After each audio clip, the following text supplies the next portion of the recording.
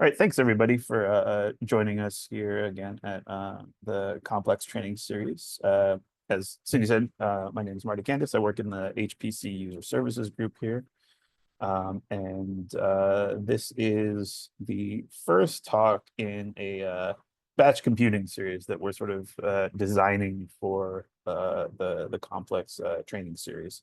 And so the idea today is to talk a little bit about some of the fundamentals of processes and how sort of the Linux scheduler works a little bit, and sort of how you can sort of learn some of the concepts about batch computing from working with just the scheduler that you have on any Linux system. And hopefully it'll make more sense if you haven't played around with some of these sort of managing processes before yourself sort of manually, but hopefully it'll give you some nice context for some of the other topics that we cover in the batch computing series. That's sort of the aim here.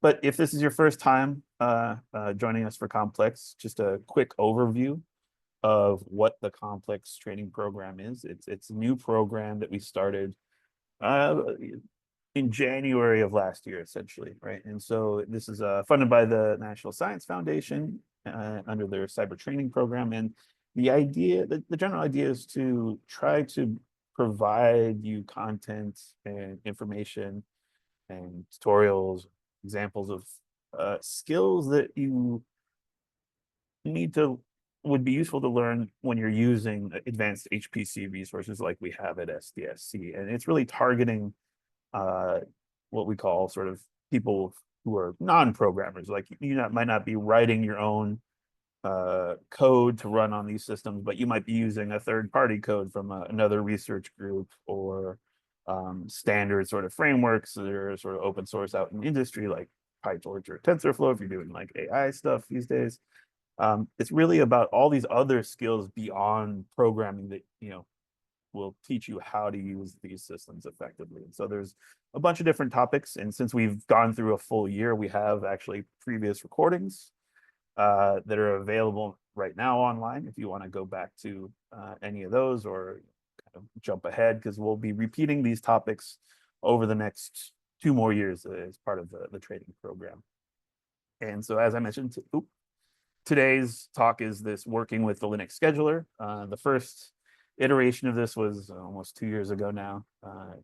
Sort of started designing it before the Complex program started. And so there is a previous recording, and we're actually going to use some of the initial material that was developed there to sort of show you, demonstrate some of the concepts that I want to sort of convey today in the talk.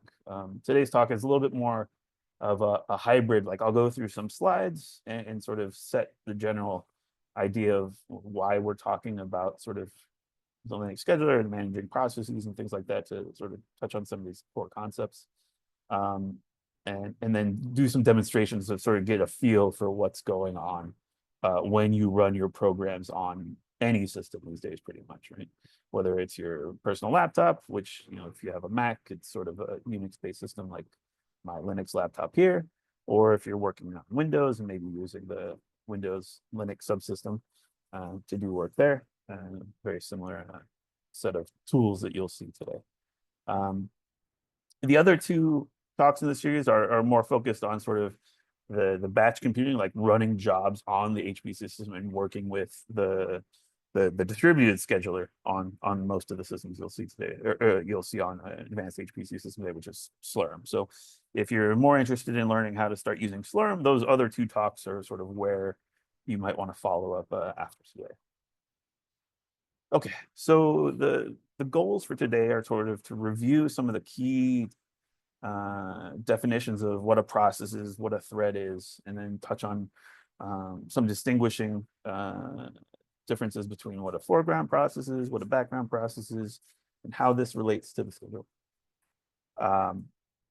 And then what I really want to show you is sort of some basic mechanics to start interacting with the scheduler on your personal computer, or whether it's on, say, a login node of Expanse, or like one of our HPC systems, or even it'll give you some ideas of how you can even manage processes within your own batch jobs eventually. So that's sort of the goal. And so I've also put some prerequisite sort of down here. These are two other talks in the complex series. So it sort of assumes you've looked at some of these parallel computing concepts in the past and have some basic understanding of how to navigate in a Linux shell and a little bit of how to run commands within a terminal. So, okay.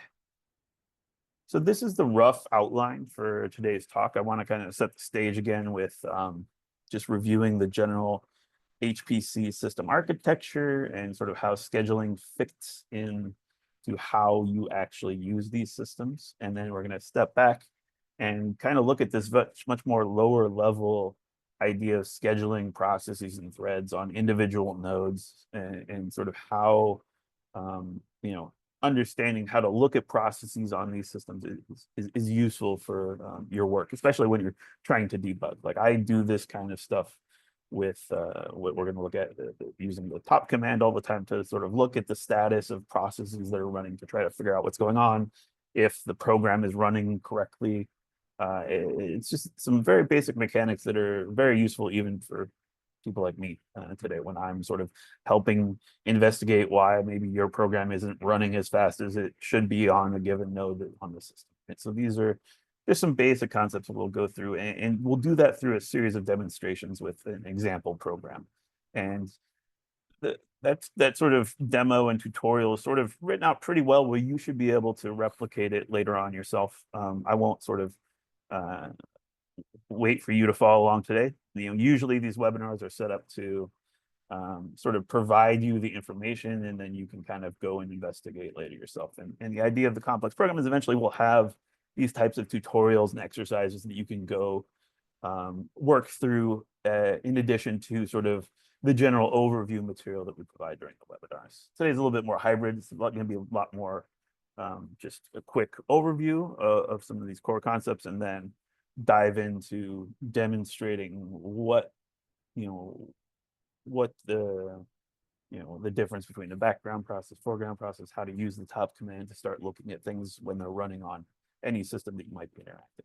And then I think as Cindy mentioned, we'll have a Q&A session usually at the top of the hour. So if you can stick around and have questions, you can touch on any questions you have about specifics here or other topics that might be related that we didn't cover today.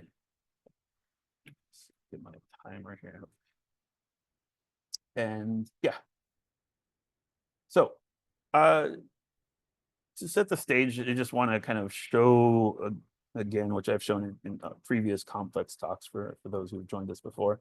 The general overarching system architecture of HPC systems today is sort of illustrated here with the example of Expanse here at SDSC. You have a series of racks of computers, right? Every rack has like some number of nodes. They might have different types of nodes. On Expanse, we have both compute nodes and GPU nodes. So the compute nodes only have sort of two processors. The GPU nodes have two CPU processors plus 4 GPUs. So every HPC system usually has a mix of different types of nodes for different applications. These racks are all sort of linked up over a sort of a high speed, low latency, high bandwidth, low latency network to if you have multi-node jobs that you'll run across the nodes. There's different types of storage systems usually accessible from all of these nodes. On Expanse, we have both Lustre and Ceph, and your home directories are sort of managed through a NFS file system. So there's a lot going on in different like technologies and components that you might not be familiar with yet if you're like new to HPC. And so this diagram could be a little bit intimidating, I think, to understand exactly what all the things mean here. Sometimes if you're new to HPC, but this is kind of a pretty detailed overview of like all the things that you might be interacting with on a system like Expanse. Right? And to go a little bit smaller scale, right? This is one of our nodes on Expanse. Each node, right, has different sets of hardware. And so this is an example of our GPU nodes on the system. So we have sort of two CPU processors, as I mentioned. You can kind of the cartoon down here in the bottom right hand is kind of probably what you want to focus on. But you usually you have two CPU sockets in each node, and in this case, we have the GPUs backing those CPUs for accelerating compute that you might need. But you can see here the diagrams from the vendor here, which is Dell, right? There's different configurations sometimes in all these nodes. So understanding the lower level layout of the hardware is sometimes very important for the types of codes you might be running and how the GPUs are connected to the CPUs will affect performance, right? And how here they're also indicating this purple box IB, that's the InfiniBand card. And you can see that, the network card is closer to one CPU than the other. And so these types of like architectural issues with or designs of the nodes themselves will affect how things run on the system. So it's good to, try to, on any HPC system that you might use, try to understand as much as you can about how things are laid out and how the nodes are sort of expected to be used, right? And even down to the hardware layer, it'll affect how things go.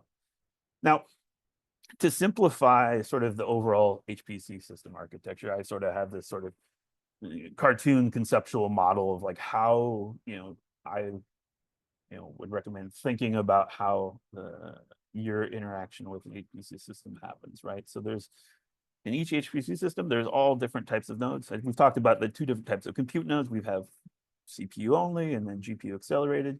But the way you usually interact with HPC systems is through the login nodes, and those are usually used as sort of the front door to enter the HPC system. There are then the compute nodes. There's the internal networks that sort of connect those compute nodes. I mentioned the file systems. But then there's also management nodes where the system software that runs the system for, say, doing batch computing, the batch job scheduler will be running on those management nodes. And that's how you interact with, it's the most common thing that you'll interact with on an HPC system to get your work done, right? So it's a good conceptual model to sort of just remember there's all these different types of nodes. They're meant for different purposes. But at any given time, you might be interacting with multiple of these components, right? And the reason we are, or the main way we interact with the HPC system is through the batch job scheduler, through running our work in batch jobs, right? And so this talk isn't necessarily about, how to set up and run batch jobs, but again, this is sort of the most common way you'll interact with an HPC system, right? So you'll have these prescripted sets of commands that are executed as processes, right? We're going to review in a minute what processes are, but essentially it's just an instance of your program or commands or applications that you want to run, right? And the thing about batch jobs, right, is once you submit that batch job to the scheduler, and this is the software that actually controls where and when those commands are executed on the system, on what specific compute nodes you're given access to, right? This talk is really about like, okay, so after you submit the batch job, like what happens to those commands? How are they executed by the individual nodes themselves, right? And so that's sort of where the perspective of this talk comes from. Like, if you go one layer deeper than looking at the batch job scheduler, which sort of manages how things are executed across the whole HPC system, after your job starts running, what is actually happening and how do those commands get executed and what type of information can you sort of look at and help understand if your program is running correctly once the job scheduler kind of lets your program get running, right? And so that's kind of the idea for today's talk. Again, yeah, so the Slurm architecture, so Slurm is like the main batch job schedule you'll find on most HPC systems. And you can see here, this is just to illustrate, it's very complicated set of multiple programs that are all interacting to launch your jobs and execute the commands and applications that you want to run. And so this talk isn't about like all the complexity here. It's really about what happens once that job gets started, right? And this comes to the notion of scheduling at the individual node level, essentially. So you have the batch job scheduler that's managing all the jobs that get executed across the system. But what we're going to focus on today is really what's happening once your application starts running, right? And this is a nice diagram that sort of illustrates the complete life cycle of what's happening, right? So it's at some level, your program, the series of instructions that you want to run are living on a storage device somewhere. On an HPC system, that could be a shared file system. You could have copied your application locally to the individual node when your job runs, but it's somewhere it's stored on a storage device, right? Whether that's coming over the network or locally on the system, it doesn't really matter at the end of the day once your job is instantiated, right? So your program gets set and instantiated in memory to run on a node, and then it's executed as if it's a serial program, it'll be a single process. If it's a parallel job, there might be multiple processes. If it's like a share, there's different types of, well, I guess we'll talk about that in a second. There's different types of applications of whether or not your application might be running multiple processes or multiple threads or a combination of both. At the end of the day, there's a core piece of software in the operating system on any given node known as the scheduler. In the case of Linux systems, there's the Linux scheduler. And this piece of the operating system is what's controlling every aspect of how different processes and applications are being run on the CPU in this example here, right? Or if you also have GPU, there's a whole other set of managing processes on GPUs as well, right? But today we're going to focus on just basic CPU process management and start looking at how to view these processes as they're running so you can sort of understand what's going on when you're running your applications.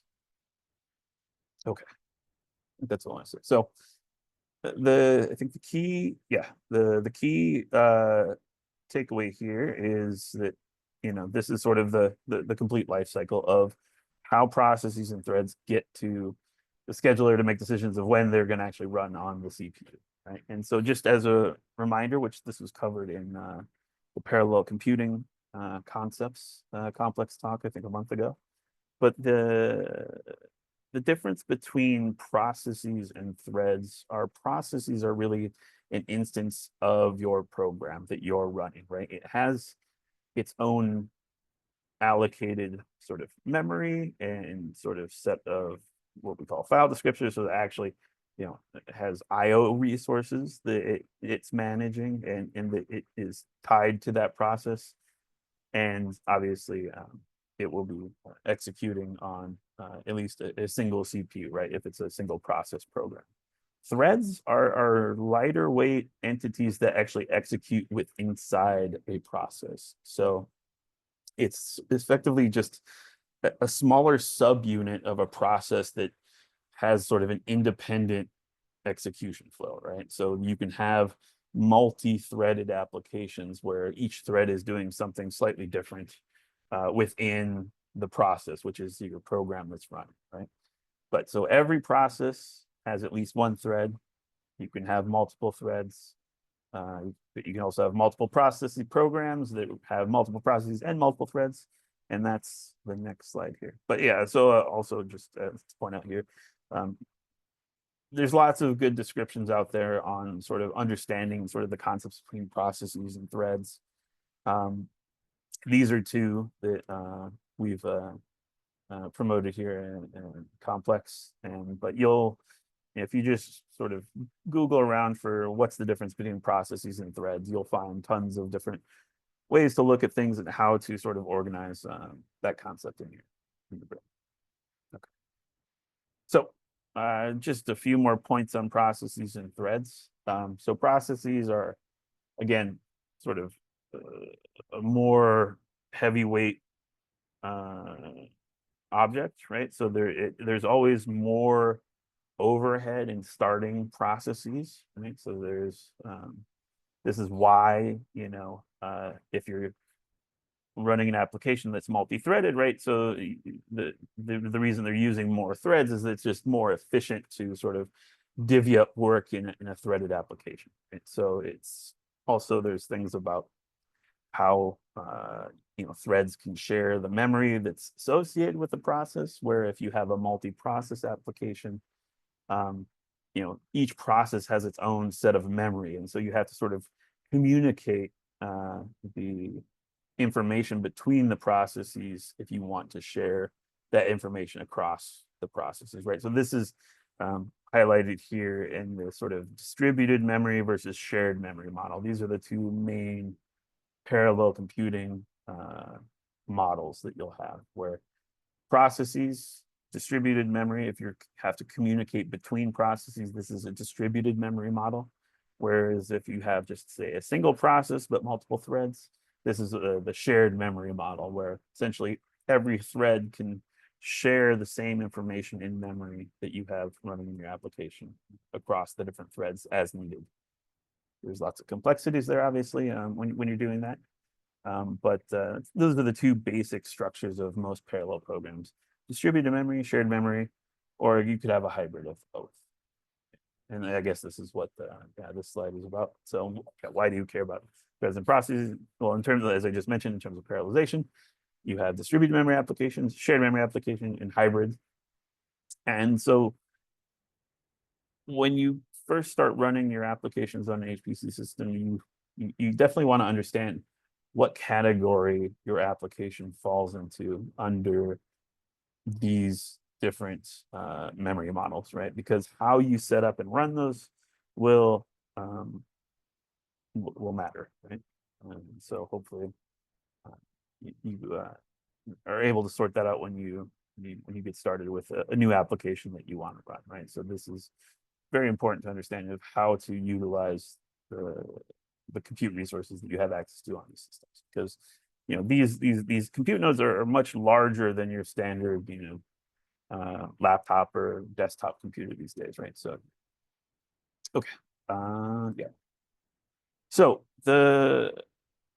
what we're going to do now is actually sort of look at sort of the life cycle of processes, sort of at the most fundamental level, that or the most basic level, to sort of get a view into what's going on with the processes that you run. And what we're going to use is top. So the tutorial, the demonstration, we'll use top to really watch our program as it runs and sort of touch on a few different concepts, like I mentioned, background processes, foreground processes, how to kill processes, and things like that, and also manage the priority of processes as they're scheduled on an individual node.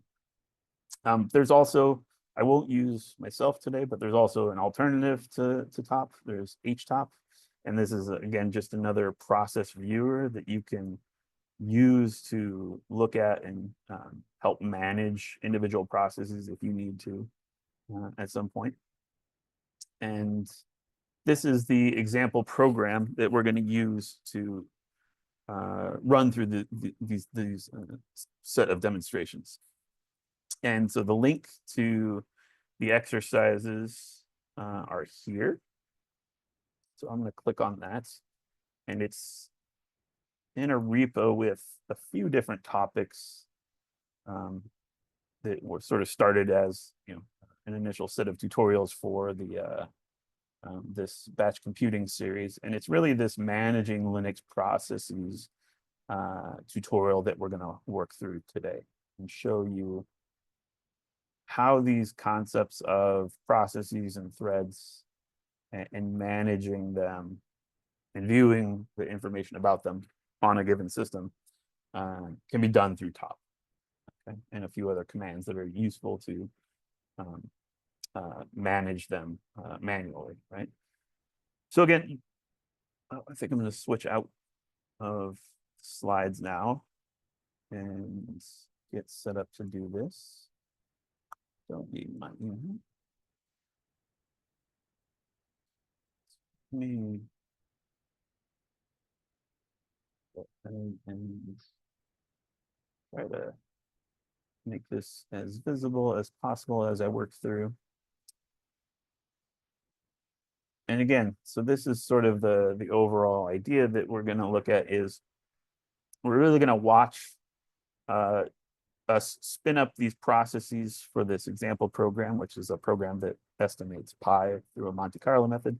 Not too important, the details here. It's just a nice, simple program that's useful for demonstrating a simple compute-like job, sort of, and also it's good for demonstrating parallel programming. We're not going to do any of the parallel stuff today, but you could, in theory, work through some of these examples with the parallel versions of the program if you want. I've only included the serial version of a Python version of the program here. And all it does is going to compute pi essentially. And so I won't waste too much time here on the details, but feel free to read through or look at the math here that basically is being used.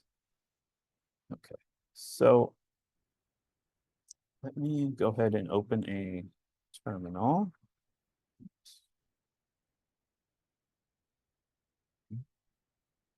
And so I have a Linux laptop here. So I'm going to run these examples locally on my system. And this is the idea that you can also run them locally on yours as well. If you have a Mac, it should be straightforward to follow these commands. If you're on a Windows system, we recommend, using the Windows system subsystem for Linux. If you haven't used that before, you'll have to kind of set that up later. But it's a good way to practice your sort of Linux skills, which are very useful, obviously, for HPC, since everything on an HPC system is usually running Linux, right? Okay. So let me just check if there's anything in the chat that I should. Okay. Do you want to answer the GPU question, or you want me to type? Let me just review it here real quick. Maybe I'll just try to answer a question here too before we get started on the demo. Is it possible to run CPU jobs on GPU nodes if not running GPU jobs? So yeah, who's that now? Suba, yeah. So yes, you can run CPU jobs on a GPU node, but if your code isn't designed to take advantage of the GPUs, you're sort of wasting resources, right? And so, the cost of using GPU nodes on an HPC system is usually much greater than their CPU only nodes. And so it's sort of, while it is possible, it's like you don't want to, because basically you're wasting resources, right? And so it would not be recommended. If your code can't use a GPU, don't run it on a GPU node, because they're also usually in much higher demands and there's always fewer of them. So you'll just not only waste the resources, but it'd also be significantly longer for your jobs to usually run. And so Vinod asks one question here. Does running multiple threads in an HPC environment help better utilization? Yeah, Vinod, so this is a good question. It's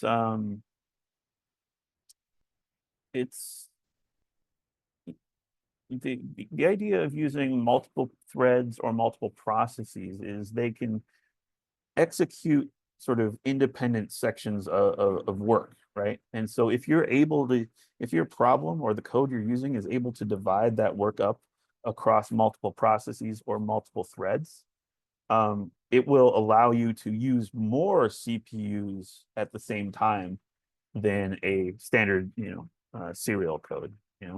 If anyone ever does any coding, usually they start with a serial version of the application that they're running, and then when they go to design the parallel version of the code, you said I have to start thinking about how do you break up that serial algorithm to distribute the work across either multiple processes, multiple threads, or both. And so, because at the end of the day, one of the fundamental limits these days in computing is that the individual CPUs are not getting faster, really, right? a little bit still, but not really. And so the only way to really increase the throughput or the time to solution in any given problem is to harness the resources of multiple CPUs at the same time, right? So even your laptop or desktop has probably at least 4 CPU cores at any given time right now. It's probably the average, right? And so as I'm using my laptop here, there's multiple applications open, right? I have Zoom, I have Chrome.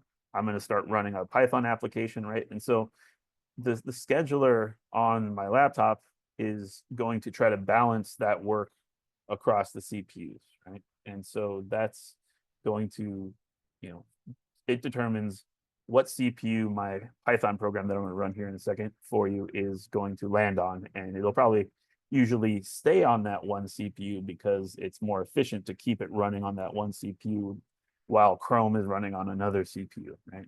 Kind of, right? So we'll see that kind of play out here. And so give me a second. And then you mentioned, but scheduler limits the number of cores you can use.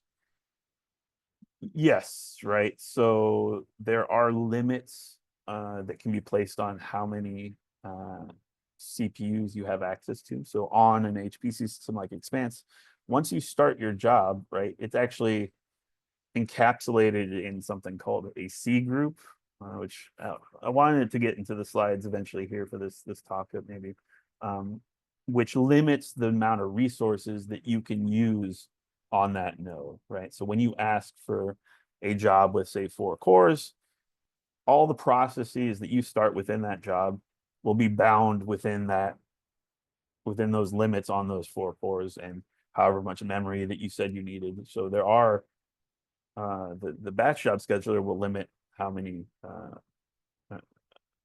cores and memory and even other things can be sort of, I think, limited into what you can actually consume from your applications, right? But at the end of the day, how that happens is, again, within Linux itself, right? These C groups are these, contained control groups is what they're called, that contain your application within the boundaries of the limits that you've been assigned, essentially. So it really is at the underneath the batch job scheduler is always the Linux scheduler that's sort of helping manage how your application is running as well, which is why we want to kind of walk through this here.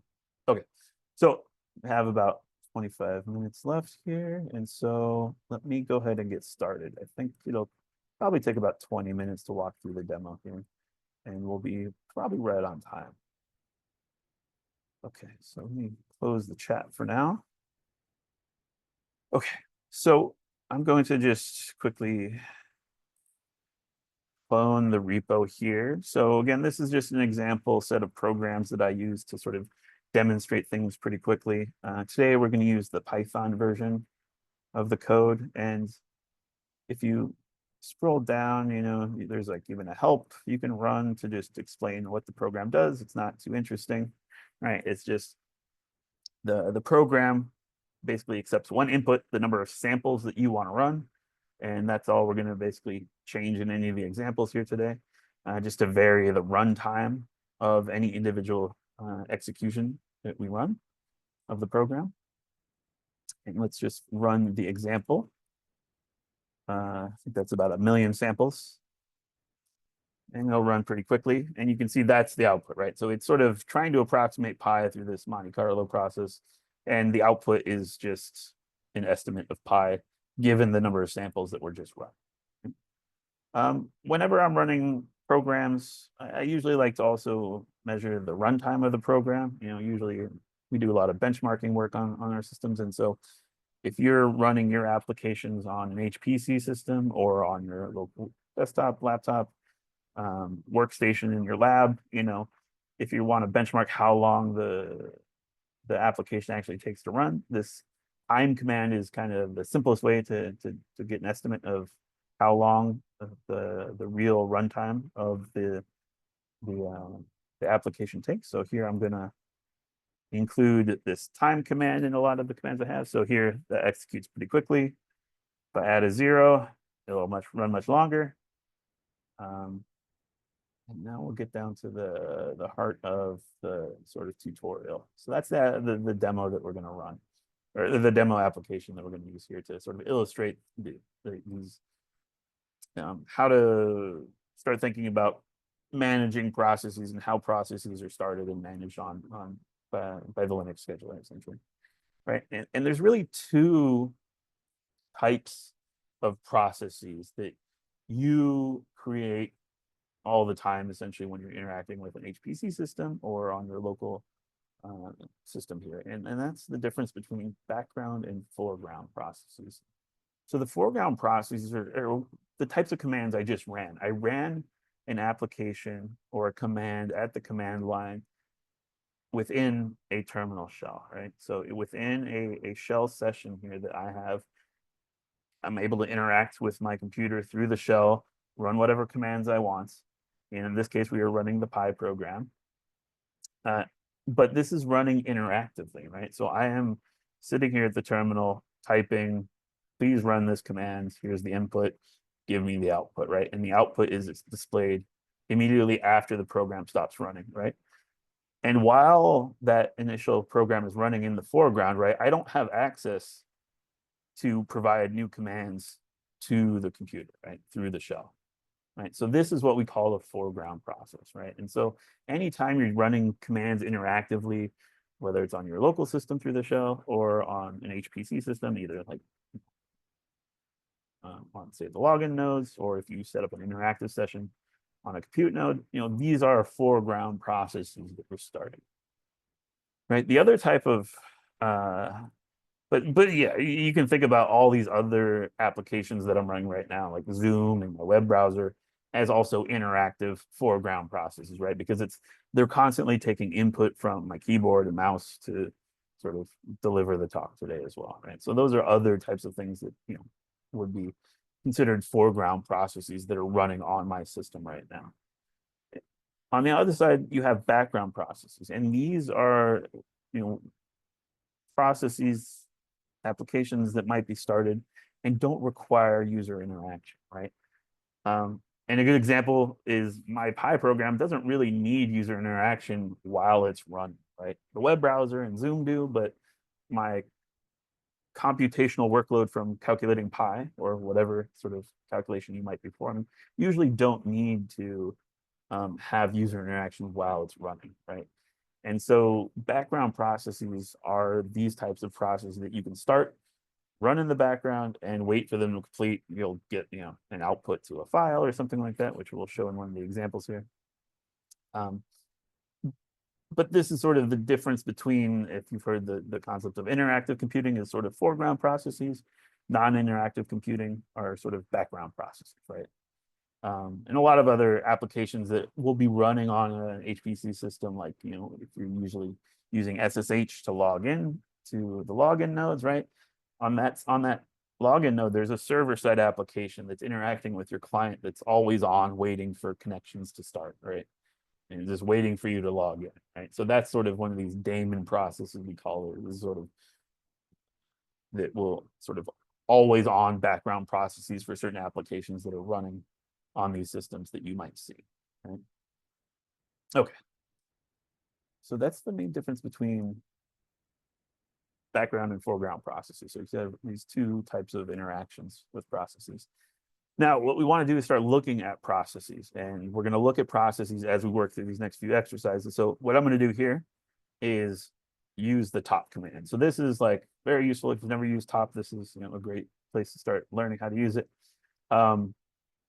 And what it does is shows you the list of processes that are running on the system if you just type top on the command line. So it's this sort of interactive terminal application that shows you sort of how the system is evolving, and all of the items you see here in this list are the table of processes that are currently running on system. In actuality, the top commands is only showing you sort of the most active processes, right? So you can see here at the top here, I have Zoom because we're on a Zoom session right now. And so you can see here different pieces of information about each given process, right? And so the list of info provided. So at the top here, I guess, sorry, at the top of the top screen, it's kind of gives you an overall system overview of CPU utilization, memory, how many processes and totals are running, sort of what the different states of those processes are, which it can be useful depending on what you're doing.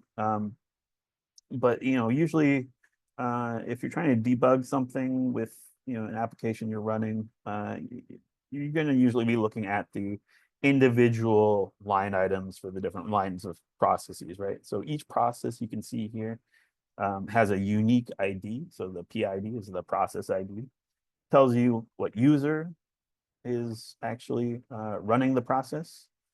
There's the other categories we're going to look at, which is the priority of the process and the niceness of the process. So it's the last exercise we'll come back to. And then there's different sort of variations of memory that the program is using, and then the CPU utilization itself, right? So you can see here, Zoom is consuming 3.5% of the memory on my system and using almost a full CPU. So usually 100% means a whole CPU, right, is being utilized. And so that's sort of the CPU efficiency there. Right? Now, before we move on to the next exercise, I'll show you just, if you want to, if you have access to a system like Expanse, right? I'm logging into one of the login nodes here, that front door of the HPC system. And again, you'll see that there are, on these systems, again, it's more of a shared system, right? So it's not like my personal laptop as the processes that are running over here, but we'll see a bunch of processes from a bunch of different users. And that'll be the same on some of our compute nodes on a system like Expanse, where Expanse has the ability to do shared jobs. So you might have multiple user jobs running on the same compute nodes on the system. And, so you'll see other people's processes that are on the system when you're running your own job there. But let's just look at the login node here for a second. So yeah, so you can see here, there's my top process, right? So the running top is also a process that's started by the in the shell. But you can see there's all sorts of other things going on. Someone's using Conda, what else do we see? Nothing too else interesting. Lots of SSH, right? People logging in, some people transferring data with SFTP. But this is, a good point to remind people that if you're using HPC for the first system for the first time, the login nodes are a shared resource that we all use, right? The only way these processes are managed is by the individual scheduler, the Linux scheduler on this node. And so if you haven't heard the rule, please don't run computationally expensive work on the login nodes because it's shared, right? And so we do have limits in place to restrict what you can do. But this is a good illustration of that, right? That there's lots of people doing lots of different things on the login nodes. Please don't run your computational workloads there. Submit them to the actual batch job scheduler so it goes and runs in your own C group out on the system where you have dedicated resources for your actual compute nodes, right? You can run some limited set of processes, but this is, it's not designed for computational workloads, right? It's like people transferring data, people logging in, maybe editing some files. But yeah. Okay, so let me log out on Expanse. Keep going here. Okay, let's see. So the first or the next exercise here is to demonstrate interrupting a foreground process from the keyboard, right? So the idea here is I'm going to start my Python program with, I think it's probably like 1 billion samples or something like that. So it's a lot. And so it's going to take forever to run, and it's actually probably not going to finish before we have to get out of here today. So that's why the exercise is to actually stop the process. But to demonstrate the usefulness of the top program, right? Now I can sort of open another terminal, right? Because over here, this process is running in the foreground. I've sort of lost the ability to interact with that shell. So I have another shell session open over here, and I can run top minus U to just focus on my user processes. And you'll see here at the top of the list now is my Python process, right? So this is my Python program that's running. It's utilizing basically 100% of the CPU. It's a low memory program, so it's not really coming up in terms of the memory. But you see it's also assigned a process ID, a certain priority, which we'll touch on here later. And yeah, and if you've never sort of thought about managing processes, right? So you might be familiar with how to stop this process, right? You know, managing processes like this is useful on your laptop and maybe a workstation computer you might share with lab mates or something like that. You know, this is sort of how I started out when I was running my science code originally before I had access to a system like Expanse and Slurm and all this other stuff. You know, where we would actually be sharing resources on a shared workstation computer to actually run some simulations and things like that.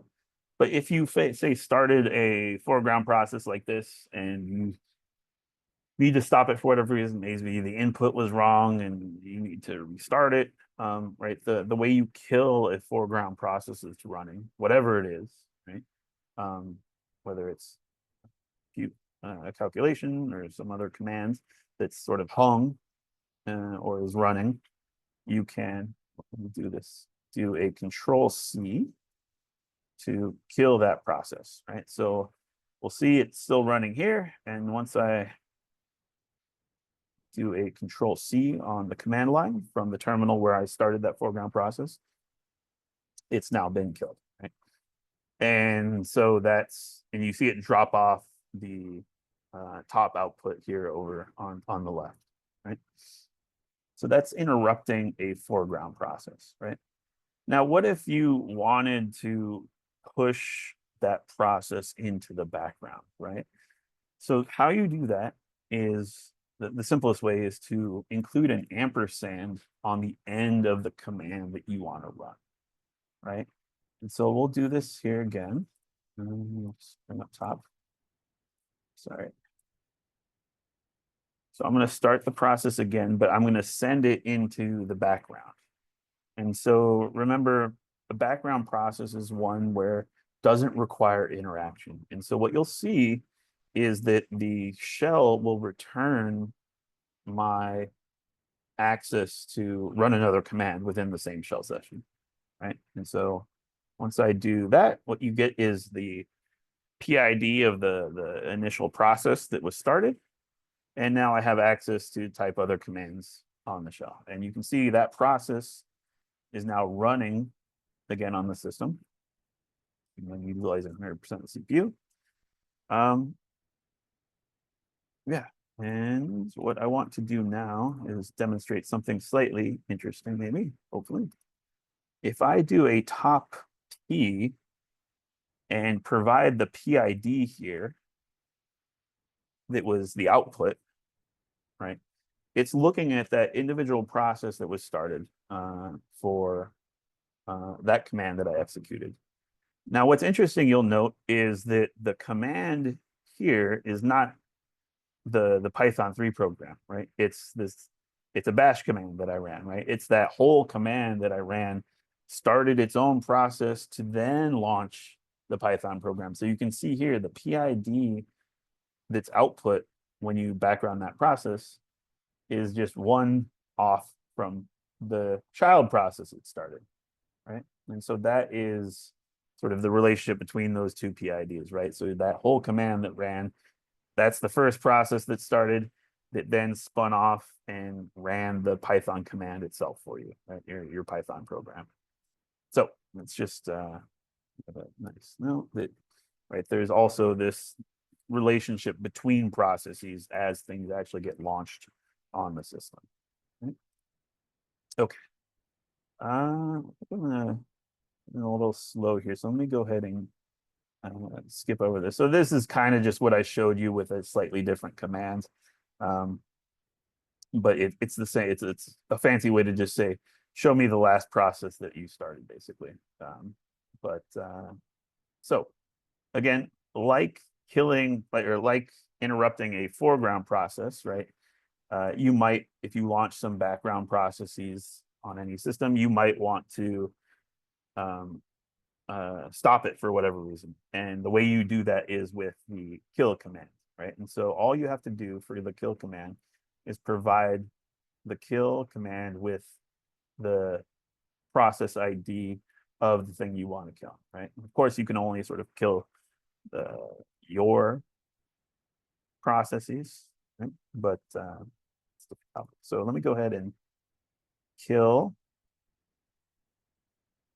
the long running Pi simulation, basically, right? And that's what you get. So you see here over here and the top, the process is no longer executing, and we get the exit code. If you want to Google the exit code, that's actually a particular exit code, right? Every time you stop a program, or every time a program stops, right, there's usually an exit code that's provided. 0 is nothing happened, everything seems to execute as expected. In this case, we actually interrupted it with a signal that we sent to the scheduler, or to the to stop the process, and so that's the exit 134. That's what that means there. So it's like basically we sent a signal to kill the process. Okay. Okay. Okay. So we killed that. So yeah. So we see the process terminated. Next, we're gonna restart we're gonna restart the program and do one more demonstration here of the kill, but in a slightly different way, right? So if you start a background process, right? You see our Python process is started here again. Now, the question that's in the tutorial is, what happens if I close the terminal where I started that process, right? And so I'm going to just, even though it's running in the background, doesn't require any sort of user input, that process is tied to that shell session still. Right? And so when that shell session exited, a signal was sent to all the processes that were started in that session. That session's over, we're killing off all the processes that were started there, right? So that's why it disappeared, right? So essentially is another type of way to kill any processes. And so the immediate question becomes is like, okay, if I find a use case for managing processes like on some system, like if I want to run like a simulation on my laptop, a test case like overnight or something like that, want to close the terminal, how do I do that, right? And so the way you do that when managing process like this is manually is with the no hup command.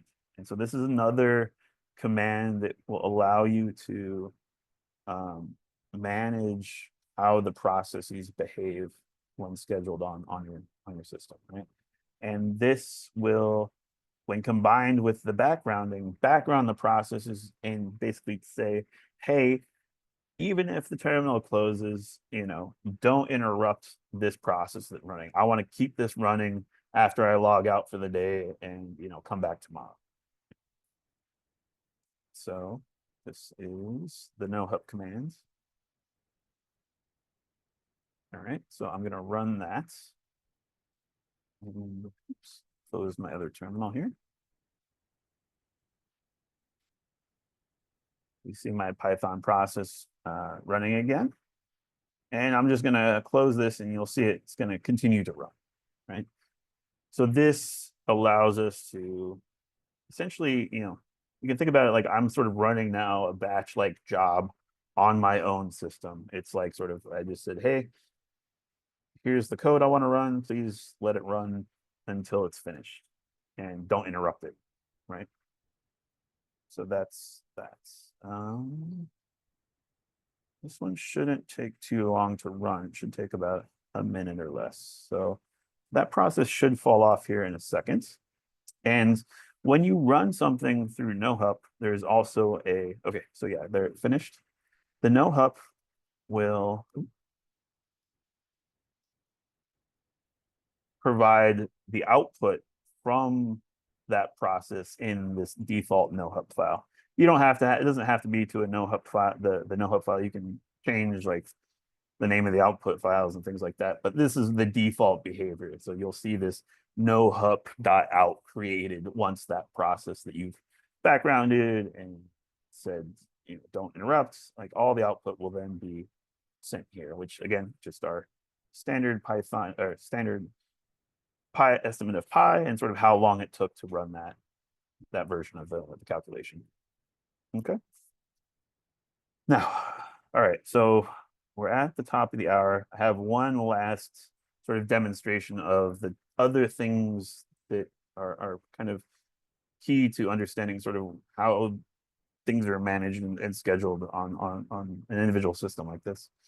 And that's about controlling priority, right? So if you look at the top output here, just above in my terminal, right, there's this priority and niceness value. And these are these relative values that determine how your individual processes are scheduled onto the CPUs of your system, right? But you can actually control this if you want. So as I mentioned previously, like, when I first started out doing this type of work, right, we were sharing like, a mini powerful workstation between a few people in our lab. And essentially what we would do is whenever we wanted to run a long simulation or a long analysis, it was going to take hours at least, to complete. We wanted to, send these processes to the background, NoHup, but also wanted to set the niceness, right? Because some of these workstations were other people's like daily drivers. So they were browsing the web and doing things interactively while they were, in the office for the day, right? While if you set some of these priorities, you can send these processes to say, hey, give this a low priority so that if there is like a lot of need for interactive processes that are running during the day, web browsers, Zoom, whatever, keep my process running, but at a low priority. So it's not overwhelming sort of their daily interactive use of the system. But when they're done for the day, dedicate it all back to, these processes that are going to consume a lot of CPU cycles, just do it in a low priority way. Right? And so that's what this controlling priority thing is. And how you do that is with the nice command. So again, we're sort of building up this set of different little tools to control processes. And this last one that I wanted to show you was the nice command. So you can set as a user the value basically between 0 and 19. And so 19 is to set it at the lowest priority. If you do nice with no -n, it's going to be using the middle value of 10. And then when there's no niceness set, the default value is 0, which is kind of just the standard priority that any process you start will get, right? And so we'll go ahead and demonstrate this. I think when I originally did the output here, you'll see that there's definitely a difference in the runtime between what niceness value you set. On my laptop today when I was messing around with it, there wasn't a whole lot of difference because I think the system's just a bit more powerful than one I originally demonstrated on, but I'll just go ahead and start this up. Let me open up the terminal here again. And we'll see these pop up. So again, now you can see the default niceness 0, priority 20 of these other ones. You see there's some slightly different niceness and priorities on these other processes that are running. How they got that way, I don't know for those ones, but we can actually control these ones. So let's go ahead and put that one at 19. We're gonna take away the 19 setting, and the default when you just use nice by itself is 10.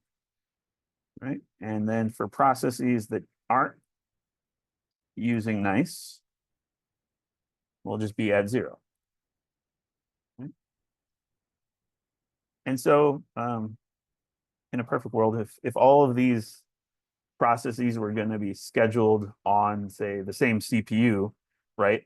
The one with the highest priority, and it goes in the opposite direction. This one, the 0 or the priority 21 would run first. The one with niceness 10 would run second, and the one with 19 would be the last one to finish.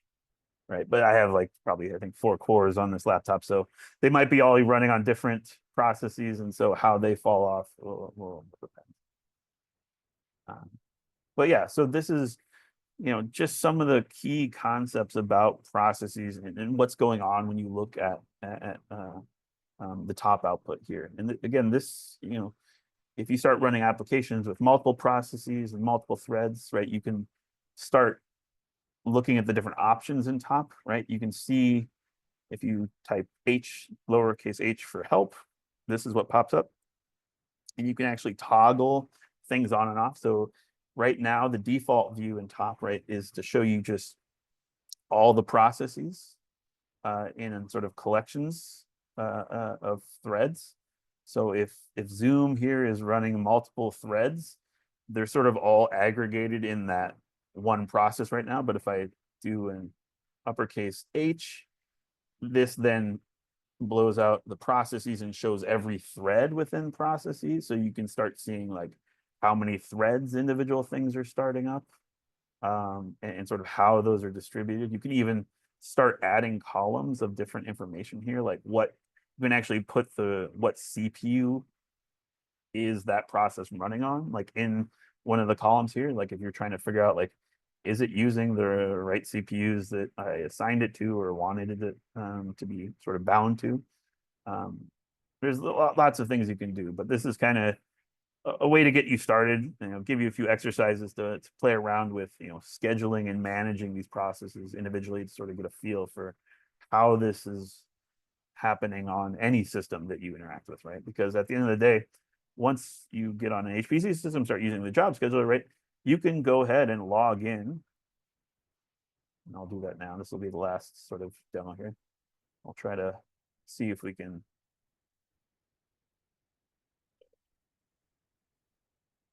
The login is a bit sticky today. But anytime on most of these HPC systems, once you start a job and your job starts running, you can actually log in to that individual node and start looking at this type of information, right?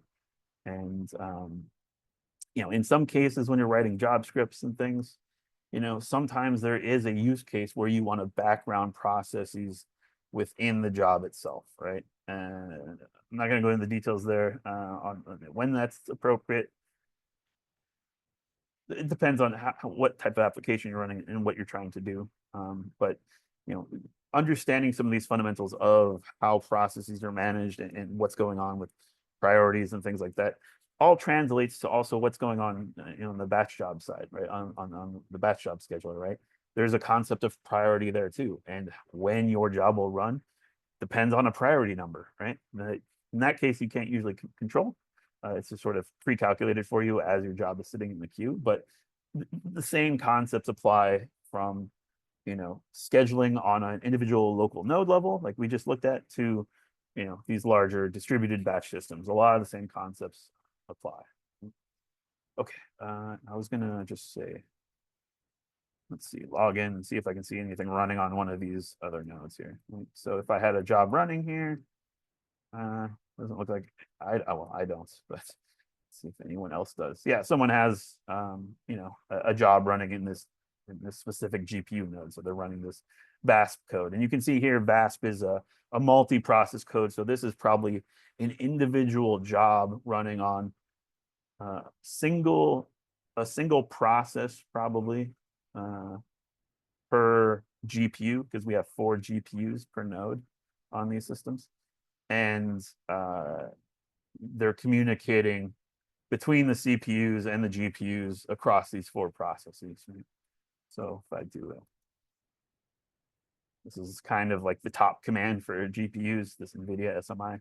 you can see here they have 4 processes across the GPUs as well. So that's sort of what's going on here. And so that's, how this is sort of useful. Like when you're starting up applications and you're trying to figure out, like, is everything laid out like it's supposed to? This is, the most direct way to sort of look at your processes and try to understand what's going on.